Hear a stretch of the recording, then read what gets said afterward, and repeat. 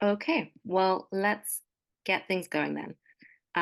Good evening, everyone. I'm Charlotte Keith. I'm an investigative reporter at Spotlight PA, and thank you to everyone for spending your Thursday evening with us. We're looking forward to talking more about Pennsylvania's whole home repairs program. For those of you who are new to our programming, Spotlight PA is an independent, nonpartisan, nonprofit newsroom, and we produce investigative and public service journalism about state government and urgent statewide issues. We can't do any of this work without you, our members, and those of you who support our efforts. And you can learn more about Spotlight on our website, which is spotlightpa.org. A couple of housekeeping items. Tonight's event will be recorded and we'll post it on our website tomorrow for anyone who couldn't make it tonight. And thank you to everyone who submitted questions in advance. If you'd like to submit a question during the event, you can do so in the Q&A section at the bottom of your screen, and we'll get to some of those towards the end of our program. So tonight, we're going to be talking about Pennsylvania's whole home repairs program, which launched last year with $125 million in federal pandemic aid. It's the largest state investment of this kind in years, and it's been attracting a lot of interest all across Pennsylvania. And so with that, I'm going to ask our panelists tonight to introduce themselves, starting with Senator Saval, if that's okay. Thank you, Charlotte, and thank you to Spotlight for having me. So my name is Nikhil Saval. I am the state senator for the 1st Senate District, representing Center City, South Philly, the River Wards, and the Philadelphia Airport in Eastwick. And I am one of the sort of prime authors of the Whole Home Repairs Act and the Whole Home Repairs Program. So it's great to be here. And Angelo, could you introduce yourself? Good evening. Thank you, Spotlight. Good evening, everyone. I'm Angelo Ortega. I am a member of Make the Road, Pennsylvania, and Allentown. And Armando? Oh, sorry. Go ahead. Hello, everybody. My name is Armando Jimenez. I'm with Make the Road, Pennsylvania. I'm the Deputy Organizing Director with Make the Road, PA. A little bit about Make the Road. We're one of the largest community-based organizations in the state whose members are primarily immigrants, low-income, and working-class people of color, non-unionized workers, renters, and small homeowners. We're also part of the mighty Whole Home Repairs Coalition that was vital to the passage of whole home repairs. And yeah, Make the Road, we fight for justice, respecting dignity for all communities, and super happy to be here with everybody. And Dave? Hi, I'm Dave Young. I'm the Executive Director for Schuylkill Community Action. We're one of 43 community action agencies across the state. Our primary service area is Schuylkill County. Our mission is really helping low-income people towards self-sufficiency. We have many programs from we cover 20 food pantries throughout the community. We have utility assistance. But we do a lot around housing, from homeless to by providing a temporary emergency shelter, transitional housing. But we have a lot of focus on rehab. Home rehab is one of our big things in our area. We have the oldest housing stock in the state, so it's vital to get those crucial repairs. Thanks. Well, for my first question, Senator Saval, I'm going to start with you. Could you just tell us a bit, where the idea for this came from and how it got started? Yeah, thank you. So the seed for whole home repairs was actually a bit of a campaign promise. I had the intuition based on my experience in Philadelphia that we had a very old housing stock, and much of our affordable housing was in this old housing stock, whether that's homeowners or apartments owned by small landlords. And to preserve this housing and also make it climate resilient and ensure that it was passed on to future generations, we need support for deferred maintenance, energy efficiency, and the like. And so we began to explore what this might mean in a statewide context. And we started to explore what housing supports existed.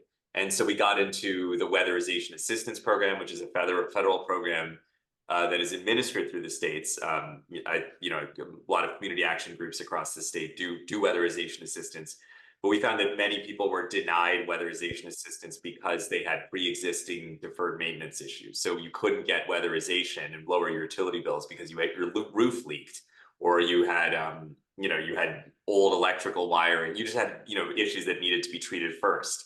And then we found that from even for the weatherization program, we didn't have enough workers basically, and so we started to develop the idea that we needed this three-part system. One, to fund repairs and and energy efficiency grants and the like for homeowners and small landlords, but also coordinate with the existing federal programs so that you could get access to ones you were eligible for, and then get people training dollars, job training dollars. So that was the kind of idea as we did the research. But then we built the legislation itself with advocates and energy efficiency advocates, tenants' rights lawyers, environmental groups, but also and they're represented here, a coalition of organizers, and organizing power, and Make the Road, Pennsylvania Stands Up, and other two critical organizations that had members who were affected by this issue and weighed in on the legislation as it was being built and played a crucial role in campaigning for the legislation and getting it passed. So that's where the program came from, and it developed from there. And Angelo, I know that you were one of those people who was involved in campaigning for this and in kind of making this happen. And also, this is an issue that's affected you personally. Could you tell us a bit about why you decided to apply for the program? I found out about the whole home repairs way before it even became law.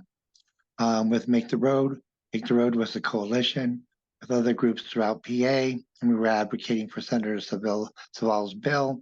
I'm a member of Make the Road's Housing and Climate Justice Committee, where we organize around housing issues and take on campaigns like whole home repairs. We rallied, we lobbied in Harrisburg and held press conferences in cities like Allentown. It was at these actions that I spoke of why I myself needed these repairs at my home. In September of 2021, our house was hit by Storm Ida. Our basement was flooded almost about a foot, causing damage to the walls, the floors, and the belongings really were lost. Even though there was a major storm, our insurance didn't want to cover it because our neighborhood wasn't declared natural disaster relief. We tried FEMA. They also needed a county verification, and our county wasn't subsequently chosen for disaster relief. So we had to deal with the effects of the storm, the mold, the mildew, cleaning it up, mopping it up. My mother can't do any of these things herself because she's chronic asthmatic, and she gets pneumonia very easily. So this is something that became a household issue, and I wanted her to enjoy her home.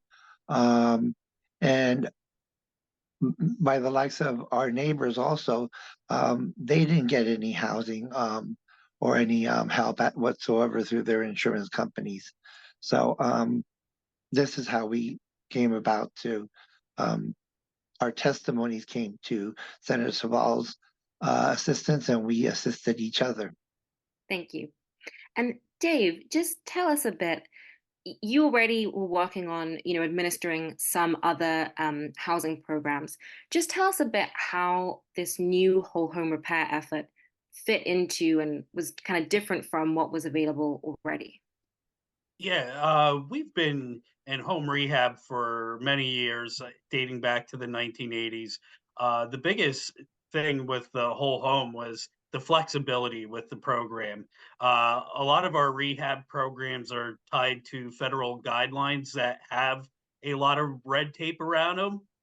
So that's your home investment partnership funds, CDBG funds. So they're very strict in their regulations.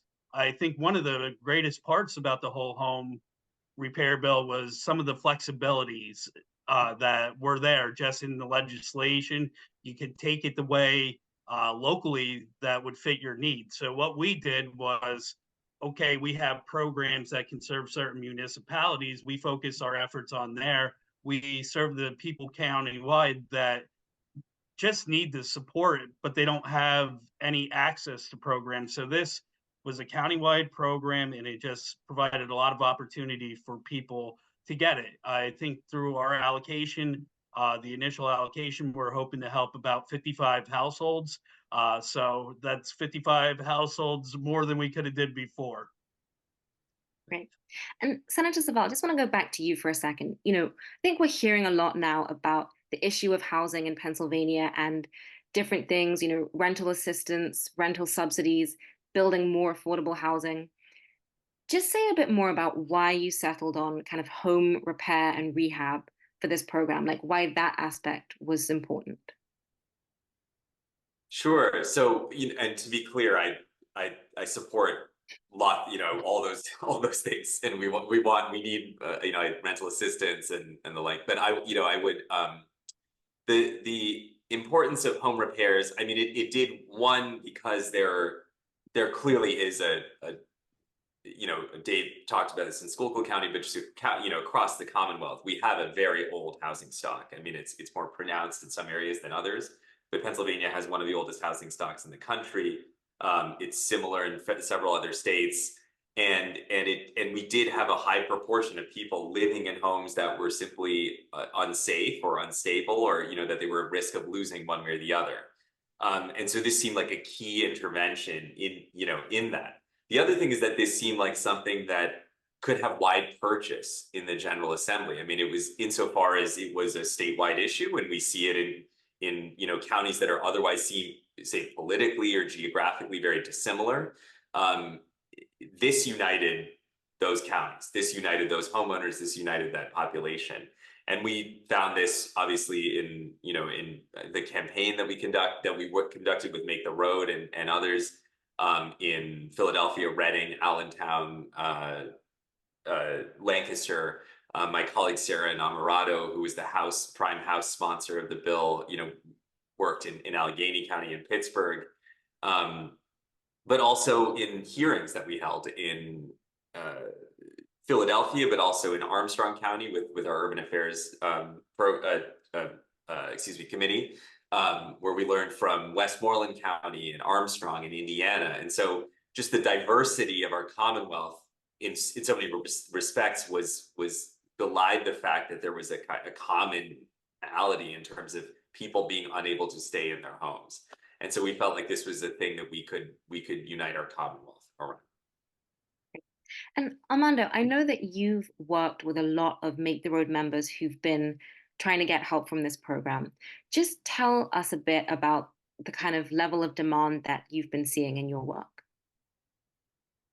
Yeah, we mostly worked in 3 counties, here in Lehigh County and Berks and Northern Philly. And our housing organizers hold committee meetings around housing issues. And yeah, we can speak to what we hear from members, and it's like what Senator Saval said, just old housing stock in these areas, and members do notice when there's a lot of investment in new buildings, and they definitely notice how the investment is not coming towards them. And we have issues of like other housing issues like high rents. So overall, the cost is just very expensive, and we see the high demand of when we started working around this campaign, of members saying, bringing up their stories of like Angelo saying like things that are out of our control. Originally, our housing committee was both housing and climate justice. And, Angelo is a perfect example of like something that's out of our control and knowing that it's only going to get worse. But yeah, things like windows, roof, flooding, and just, yeah, the effects of old homes. And Dave, tell us a bit in Schuylkill County, when the program opened there, what kind of demand were you seeing? We didn't even get to publicly advertise the program from a local press perspective. We started receiving calls very early when the program was announced. We started the waiting list way back. I think it was before the 2023 year, so November, December, right around when the legislation was kind of announced. With the demand, I mean, we quickly had calls, and it was started with one or two people, and then all of a sudden it's up to 165. So it's something that we're very proud to be administering, but just due to overall staff capacity, we had to cut off the waiting list because the the reality is we're not going to be able to help them right now through this round of funding. But I mean, if we publicly advertised it, our phones would have been ringing constantly, and it just would have been unfair to the people that had reached out to us already. And what kinds of things are you seeing, the kinds of things that people seem to be asking for help with the most? It's mostly roofs. Uh, any failing major systems. So we really try to push people to some programs that exist. If it's like a failed heating system, we try to connect them with light heat crisis if it's eligible. But we're seeing a lot with old electric systems, but old windows. So it's mainly those major home systems that we're getting requests for.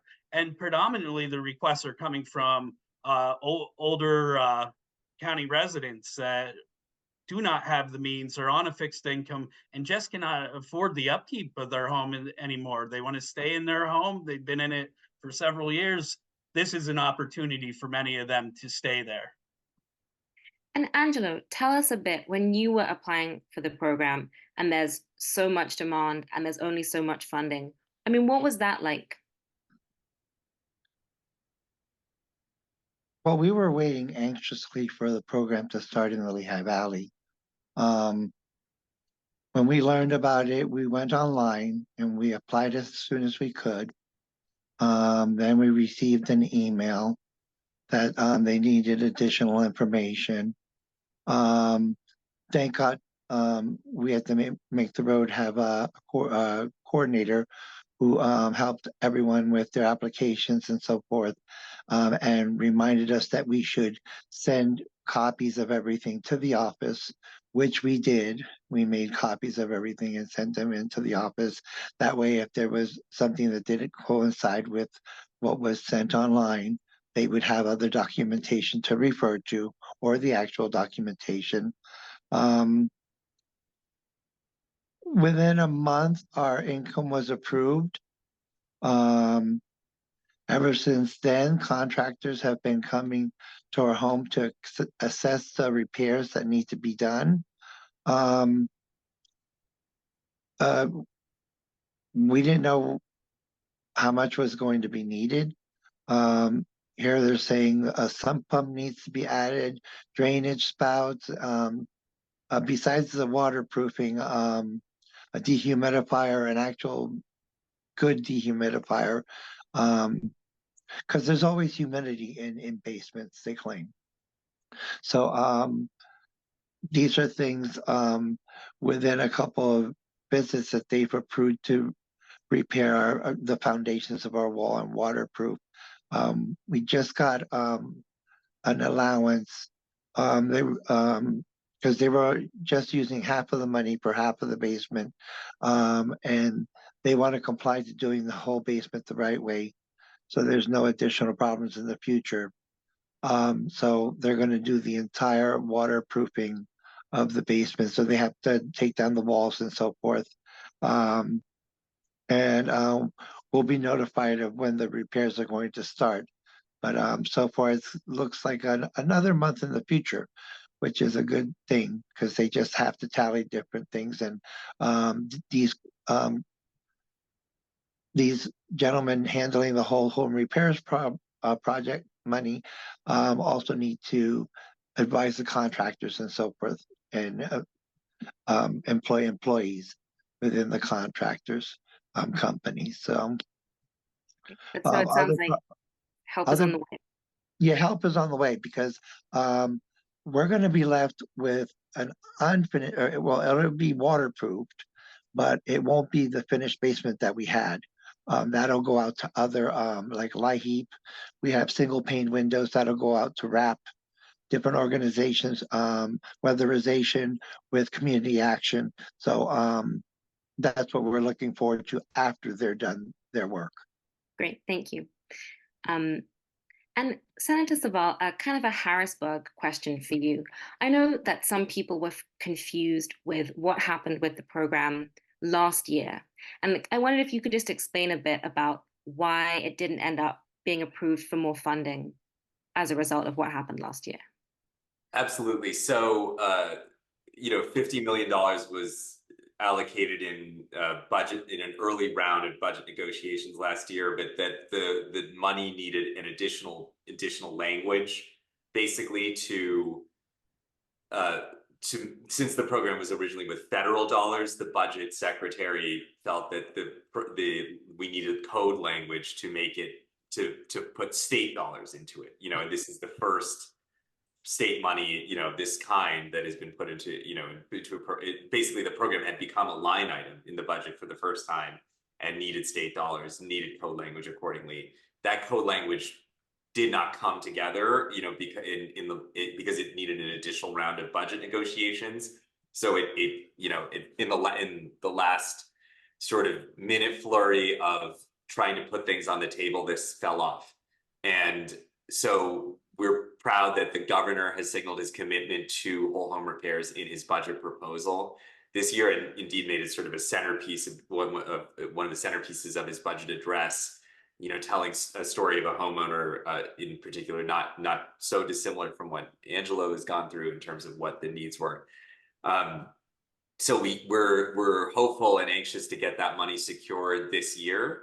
And, by June, when we hope to conclude budget negotiations and have that be, of course, the beginning of many years of funding for this program. We've already heard quite a bit about the huge demand for it across the Commonwealth. Great.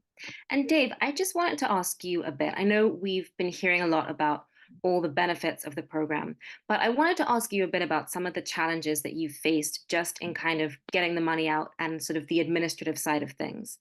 And I know we had spoken a bit about the difficulty in finding contractors. Could you just explain a bit more about that? Yeah, this problem was something that we were addressing before this program was announced. So it was right before the pandemic era. Like I said before, we have many home rehab programs, and we were seeing no bids coming in. So this became a priority in 2022, really. We have contracts that need to get paid out. We're not getting any work done. No one's bidding on it. And actually, it was when we did receive a bid, it was an elevated bid. Like, it was higher than it would have been. Maybe 5-10 years ago, we would have had 6 or 7 contractors bidding on each individual project. That just was not the case. So contractor recruitment became a very big issue for us. We did a couple things organizationally. One thing we did was request our board of directors 30% in startup costs to help the contractor get started. It's not as big of an issue with the whole home repair program. They give you the money up front for that as part of the contract. But home and CDBG programs, we had to take on that risk because you have to invoice for work done. With that said, that did help, that eased some of our contractors' concerns, but it wasn't the buy all end all. We maybe had 4 or 5 contractors. It was not enough for the volume we were seeing between all the programs. So we released an RFP. We sent it to over 40 contractors, tried to do a letter saying, hey, it's a good community thing to engage in. We got 0 responses. So that was alarming. But I do think it was beneficial in the sense that it got our name out there, because for whatever reason, we started getting calls from some of these contractors that we did outreach to independently. Now we're up to 16 contractors. We did some other things in terms of some of the requirements. Home and CDBG programs require an EPA certified renovator. So that's your lead stuff. Any addressing of lead, you have to have that for those programs. For this program, you can use lead safe practices. We still, if there's lead to be addressed in a home, use EPA certified contractors. But for plumbing things or things that there's no lead involved, we go out to specialty contractors. That was another thing. In our previous programs, we would have one contractor for the project. Now we bid out our projects to up to 4 contractors, depending on what their specialty work. That has allowed the program to move, and we really saw good progress toward the end of the year. Great. And Dave, could you tell us a bit about how the state prevailing wage requirements factor into that? Yeah, our county is a rural area. We have a bunch of small independent contractors. It's usually 1 or 2 person crews that come out. So when they heard prevailing wage rates, they got alarmed. Not the paperwork associated, just the negatives if they were found in violation. So we had contractors unwilling to bid on projects over 25,000. That's when your prevailing wage rates kick in.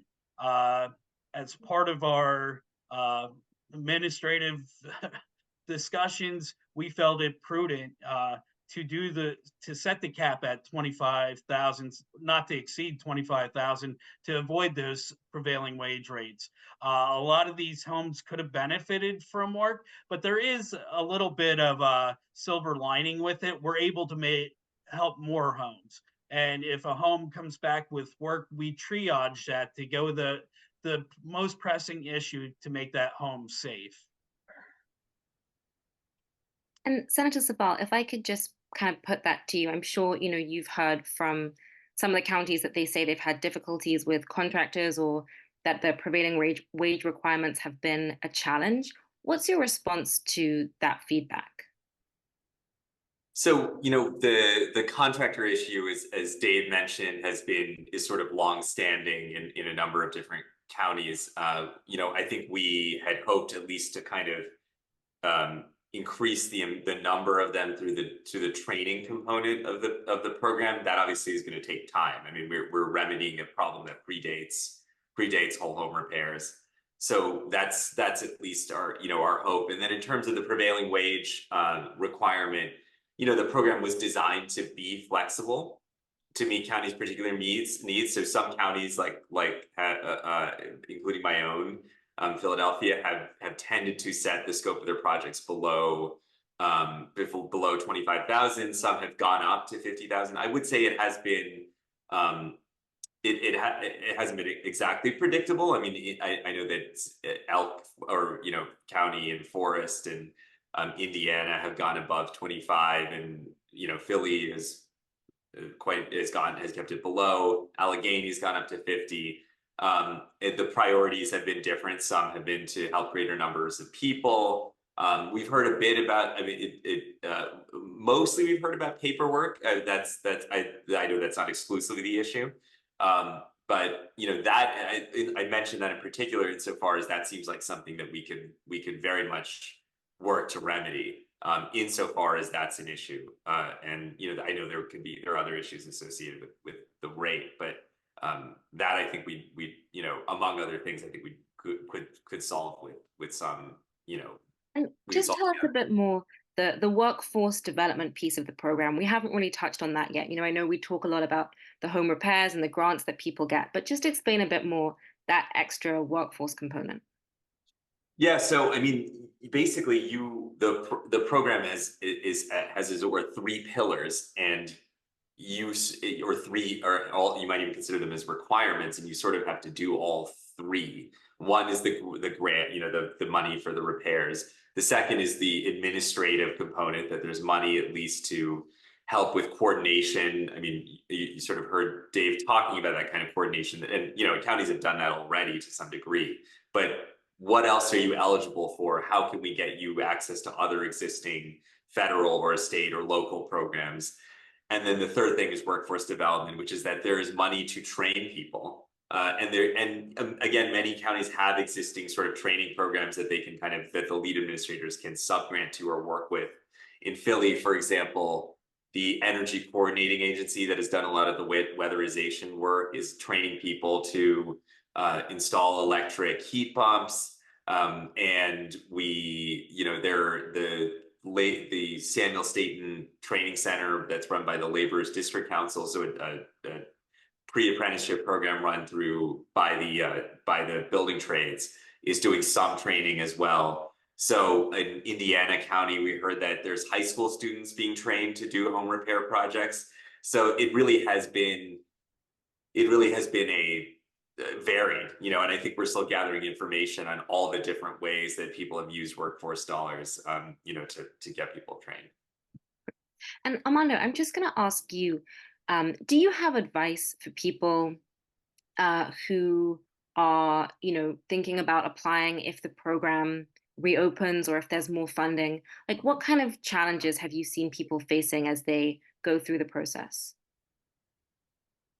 I think to your first question, I think people should apply as soon as they can, and also get involved with organizations like Make the Road and PA Stands Up, and a bunch of organizations that were part of getting involved in your community, but also contacting your electeds and telling your story why it's important to get these fixes. And I think a challenge, other than just the way the programs are, is also that I think really any kind of waiting is too long for our community. We can talk about timelines, but also this has shown of all the needs that the community needs and repairs, and I think is really exposing like how much old the housing stock is again, and also I think we just need more funding for this program for fixing people's homes. And Dave, if going forward, are there changes that you would want to see to the program or that would make it easier from an administrative side? I like the program. I like the way the program's structured. I would say on the landlord side a little bit, we decided not to address landlord tenant with the funds, even though that was one of the pillars of the program. And part of it was the rental compliance piece. Ultimately, that felt like that responsibility would fall on us as the administrative agency to reach out to landlords and follow up and make sure they're in compliance. It is a hard thing to do. We have rental properties that were built with federal funds that have income restrictions. So it wouldn't be that part. It's how do we have the capacity to do it? The program is right now a one-off. Hopefully, Senator Saval, the governor highlighting it during his budget address, will make it continuous. If we knew we had that support for it, I think we'd be more inclined to work with landlords. And yeah, Senator Saval, could you just tell us a bit, when you were sort of putting this together the first time, it was with the kind of one-time federal pandemic money. But were you thinking from the outset that this could be something that would become kind of a permanent program? Yes. Yeah. I mean, to be clear, we were unsure if the program would pass at all. We had hoped, and it was my first 1.5 years into my first term, but the intention was to make it a sustainable program. And we truly didn't, when we introduced the bill, there was no amount that we asked for, and we didn't identify a source of funding because we assumed that would be something we would negotiate with our colleagues in the General Assembly, which is of course how what turned out to be the case. But we intended this program to sustain itself over time. We intended it to be a model of sorts. I mean, we wanted to get it adopted in Pennsylvania. We hoped that if it got adopted here, it could get adopted and adapted in other places, which has also turned out to be true. We know that Maryland sort of administratively created a whole homes program. Maine is looking into it. There is the possibility of a federal introduction. So we just, that's all true, but ultimately it's because the need is so great. We knew that we had we're hopeful for funding. We weren't confident that even a very generous amount of funding, and we were very proud of the amount that we were able to secure, would begin to satisfy the need. We know that the need is enormous, and that's proven to be true. And then the other thing is that the sustainability is also about building infrastructure in counties, building staff capacity, building out programs so that we have homeowner and landlord programs everywhere, so that we have eventually maybe a single application. That's sort of the dream, I would say, that as a homeowner, as a kind of constituent, what you face is an application, but on the back end, things are working out so that the eligibility for everything else is getting determined. Finally, the sustainability is key to the workforce component. If we want to solve our workforce issues in construction and housing and remediation and retrofits, we need to sustain those training dollars for years. And that has enormous benefits. So for all those reasons, we had hoped and will continue to fight for it to be sustained with our coalitional partners represented here. Sure. And Angelo, let me ask you, I'm going to assume pretty much everyone on this panel would, support more funding for the program. If you were trying to explain, why this is important or why it's something that would benefit from more funding, what would you say? I would say that we need the whole home repairs program to continue, because of the fact that in my case, we income qualified. If we talk to our elected officials, those persons that just missed the household income eligibility by $1,000 or whatever, if it's brought up another step so that there's more income allowed so that they can get theirs done, it would allow for more. Well, if we get what we got the first time, we'll have almost the encouragement of helping out the same number of homes that we did the first time around. And the contractors would have work. Those that need to be trained will have training. It'll show also persons in the neighborhoods that I have a neighbor right across catty corner. Their whole basement was like half flooded, so it was much higher than the 1 or 2 feet that we had here. But that was a building plan that wasn't assessed when they built the home, and there was no sump pump.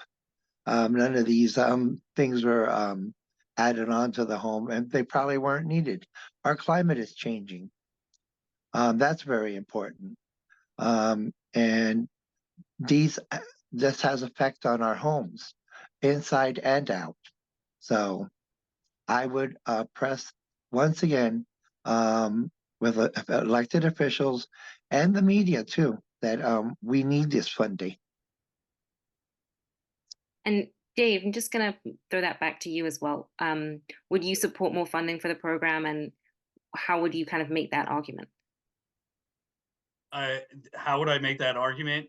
I would take any legislator to Girardville, Pennsylvania, to Mahanoy City. These are old coal towns. They were once densely populated, but now it's blighted, and it's a visible problem in our community. Like I mentioned before, oldest housing stock in the state, and it's just not a lot of new development going on. So I think preservation has been a real focus. I think it ties in with our current industries. What's there? It's blue collar work area now with a lot of warehouse distribution. So I think really having these houses preserved and brought up, I will say some of these old homes are in fantastic structural condition. They built them better long ago, it seems. But I think it would be an easy sell for us. I think sharing some of our transformative pics, the before and afters, seeing the substantial work that could be done, even with limited resources, would be an easy sell to everyone. And Senator Isabel, just to put it back to you then, obviously the budget is always a complicated process, and I'm not going to ask you to predict the future, but do you have a sense, I mean, how confident are you that the $50 million that's in the governor's budget proposal will be in the final budget? I'd say I'm optimistic. For some of the reasons that you've heard here, the fact that this program is being administered in virtually every county in Pennsylvania, and the need in every county that it's being administered in dramatically exceeds the available funding. That this is, people are being kept, to the extent that people are having their homes repaired, they're staying in homes that they might not otherwise be able to stay in, right? We might lose these homes, and they might lose these homes. We might lose these homes. We might lose, as a result, the kind of community stability that is built by being able to repair single homes, the anti-violence measures that are embodied in them, the climate resilience that's embodied in them, and just the continued maintenance of our and preservation of our affordable housing stock. And a lot of these are great, beautiful Pennsylvania homes. Like there is a kind of a Commonwealth pride in this as well. So for all of those reasons, and because all of our legislators in the General Assembly have whole home repairs dollars being spent in their counties, I mean, and are having their constituents' homes repaired, I hope that is recognized, and recognized in the budget to come. And I'm optimistic that it will be. Great. Okay, we're going to move now to some of the questions that were submitted by the audience before the event and during. And so the first question here is someone asking kind of where to start with the application process. Do they go to the county? How do they know if the program can help them? Dave, could you say a bit, what would you say to someone who's asking, where do I even start? Yeah, I think it would be identifying what agency covers your county, who is the administrators in your county. Some counties have multiple administrators, so it's just figuring out all those things. I don't know, and Senator Saval may know, if there is a website that has all the program administrators with it. I think that was one of the beneficial things for the rental assistance program that was there before. Everybody could go to a website and find out where to go to get that support. I think that would be one of the things I would recommend for the program. So, I mean, we haven't publicly advertised it, but I know in some communities they had not as much initial response because of not knowing that it was available. Yeah, I think there is a list on the Department of Community and Economic Development website, which should list the contact point in each county. In some counties, it's like the county government, and in other counties, it's a nonprofit, or like Dave said, it's multiple nonprofits. But that information should be publicly available if you can figure out which county you're in. And so the next question we have is also about sort of counties. Michael H. wants to know, why have some counties not yet begun accepting applications when many other counties have already spent all of their money? Senator Saval, could you weigh in on that one?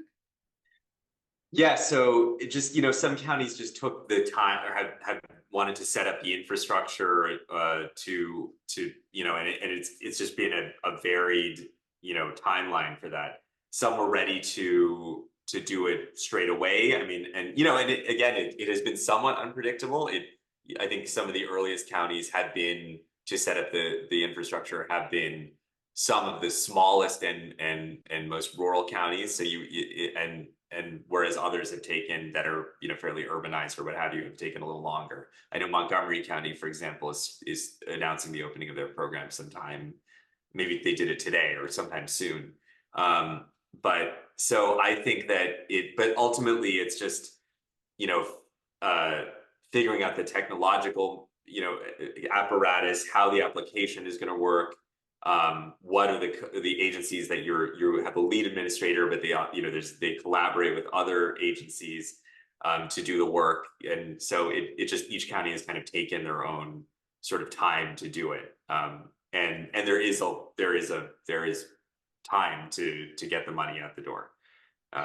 Senator, is it right that the counties also vary in, the amount they'll cover, exactly what they'll cover, and kind of how they prioritize applications? Like Dave was saying before, that the flexibility of the program is really helpful, but people should also know, just because one county is doing something one way, that doesn't mean it's going to be the same where they live.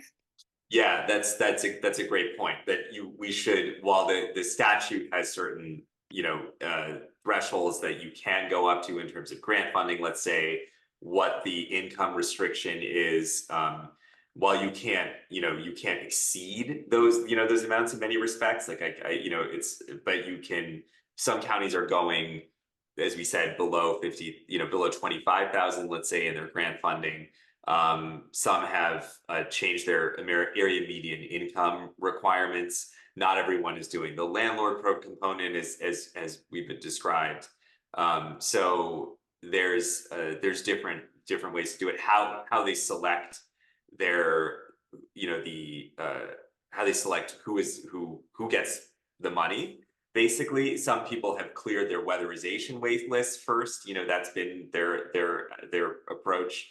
So, I mean, frankly, we are still gathering all this information, and I think it will help inform what, if any, sort of changes we might want to make to the program. But to us, overall, this kind of experimentation and policy experimentation and programmatic experimentation is healthy and important. And and I think what it gives us is best practices. And in terms of, while we still want some variety, I would assume we'd also, there may be some things that we would, hope that more counties do going forward. And Armando, I'm going to ask this one for you. This is a question from Carol G, who says that she's on the wait list for the program in Allentown, but it's been a couple months and she's not sure what to do or where things stand. Do you have any advice for that, of what people could do if they're on the wait list? Organizations like Make the Road, we definitely, pride ourselves in getting involved in the community and with all organizations, including the administrators.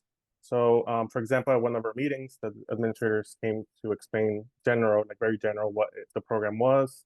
So we want to continue to have this relationship with not just administrators like where Dave is at, but members are learning about letter remediation, weatherization, and now we're learning of other programs.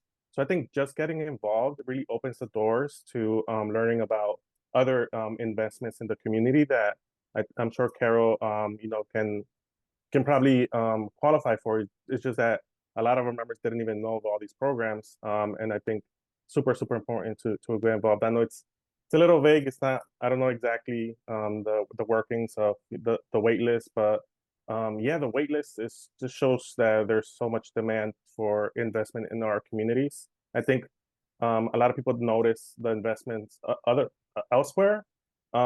It's time to invest in our community. We need more funding, just to say that. Great.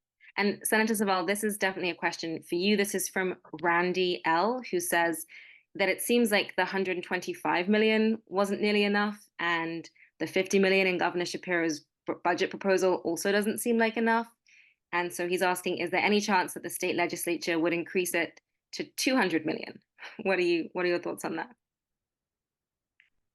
I think it's a great idea, but I think I would say that the continued investment in the program is what makes it more likely that we would start to see amounts that are begin to feel commensurate with the scale of the program.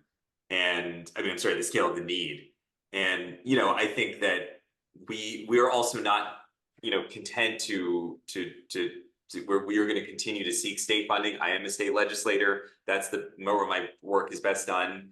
But we've also engaged our federal partners, and you know, we believe that there are resources just generally that we should be seeking, you know, at every possible level. Some counties have also augmented their funds. I will say, I know that they had, you know, additional American Rescue Plan dollars, and they've augmented them. Some council members here in Philadelphia were recently discussing adding to their overall pot. I know that every county may not be able to consider that or have the kind of spare resources for that, but the funding is also eliciting more funding, right? And so we, you know, certainly we hope that we will consider devoting greater resources to this program over time, and I think that, you know, the continued investment is what will elicit more investment. Great. And Dave, I think this is a question for you. Someone wants to know, how do people know that the work that will be done on their home is kind of going to be up to scratch and going to be kind of competent construction work?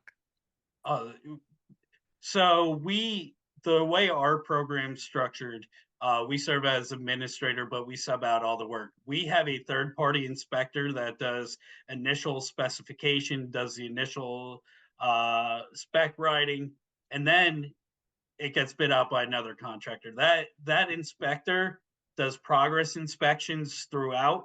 So at 50% of the work, he's going out to check on the progress. 75% of the work, he's going out to check on the progress. And at 100% of the work, he goes out and does a final inspection. If it's not correct, it'll be flagged and the contractor will be required to fix it. Then on top of it, any work done by the contractor as part of our contracting is warranted for 1 year. So if something fails in that time period, that contractor is required to go out and make the remedy the situation. Great. And we also have a question from Tim, who wants to know if CDBG funds can be used to add to the whole home repairs funds. I don't. I see your eyes. Yeah. Sounds like a complicated question, maybe. It's not. I don't know if it's specifically forbidden. I think there was leveraging of resources. I would be apprehensive to do that just because we're looking at federal funds and making sure we're within prevailing wage rates. So it's just something that I don't think we would do. We do leverage resources though. Once someone goes through and is rehabbed, we refer them over to our weatherization department. So they'll go on the waiting list, and we've been really working through our waiting list with the additional resources that were part of the bipartisan infrastructure law. So we've been going through weatherization. Everyone has an opportunity, but we do administer those as a standalone project to avoid any conflict. There's coordination there. It's nice to have those in the same building or in close proximity to make sure any specific weatherization issues are addressed before being referred to that program. So if there's knobbing 2, understanding that electric needs to be upgraded. If there's mold, understanding, find that source of water and address it, whether it's a roof or some kind of plumbing issue. So we do it very strategically but also, again, it's easier when we have both programs in one office. And Senator Zaval, we have another question, I think that's for you. This is from Jeffrey. He's asking about the code bills and the budget deal last year, and whether not having more funding for the program, was that purposeful or was that simply an oversight? So with the budget deal last year, basically there was funding that was allocated for the program, but needed additional code language to be administer essentially, so that estate money could actually flow to counties and then be administered by the county agencies. The whole home repairs program was part of a negotiation. There was a requirement, frankly, it became an issue where some folks wanted their priorities funded or part of the budget, and other people wanted their priorities funded. Whole home repairs was sort of caught up in this negotiation among a few other programs and initiatives, and and this is the sort of horse trading of budget negotiations. And I don't think it was I don't think it was anything. It wasn't because of opposition to whole home repairs program per se, but it was because it could be used in that way. That it could be used as a kind of trading card, and so. And because of that, because of that negotiations failed in the case of whole home repairs, it wasn't left on the table finally. So in that sense, yes, you could say that it was purposeful, that it was on the part of the final negotiations, that it wasn't that it wasn't ultimately funded, but that doesn't mean that it won't be funded this year. I think they're more sort of the fact that it is initially in the governor's budget in particular is is a major vote of confidence. In the program. I think it also frankly helps that the program has been, under administration for over, a little under a year, and varying, of course, in most counties. And so we have a huge amount of evidence to show its success and the tremendous, demand for it. And we're just going to do one more question here. I see in the chat, this is from Ted, who's asking about the workforce funding and whether it's available just to individuals or also to contractors to participate. And Ted, my guess would be that it depends on the county that you're in, because like we were saying before, the counties can kind of approach that differently. I don't know if Dave, you could weigh in on that from your perspective, but I think it's probably it depends is the answer. Yeah, that is the answer. I will be forthcoming. We have not settled in on what we're going to do with the workforce development dollars. Workforce development wasn't our huge program that we've had. We had some work ready stuff previously, but they consolidated it. So we have been out of the workforce development stuff for a couple of years. Now we're looking at a couple different things, but the models that you hear, there's several calls where counties share what they're doing and the information on workforce development. And it's really different in each community. So it's really hard to say. I would just reach out to whoever's administering that program in your community.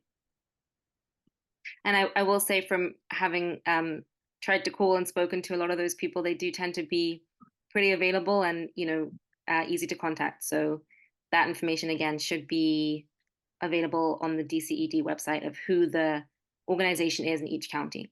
So I think with that, we're going to call it a night. Thank you again to everyone for joining us, and thank you so much to our panelists.